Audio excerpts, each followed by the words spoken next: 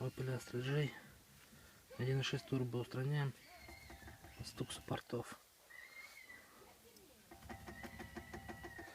Стучат ужасно.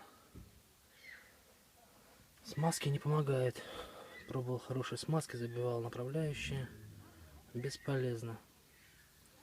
Покупал Ликвимоля.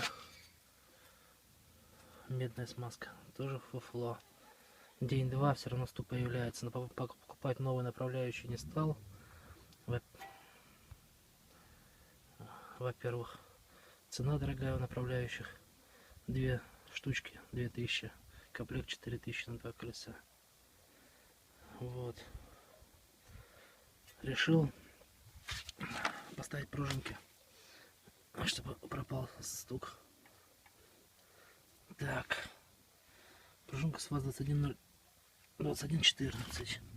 Где она тут? А, вот она. Вот она, покажу, чтобы понятно было. Вот. Я ее немножко изогнул, гнется он очень хорошо. Получилось у меня вот так. То есть внутреннюю часть. Уже внутреннюю.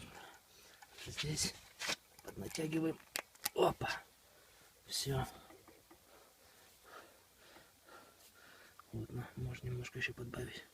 Будет хорошо. Все хорошо подходит. Ну и смотрится не уродски. Ну все.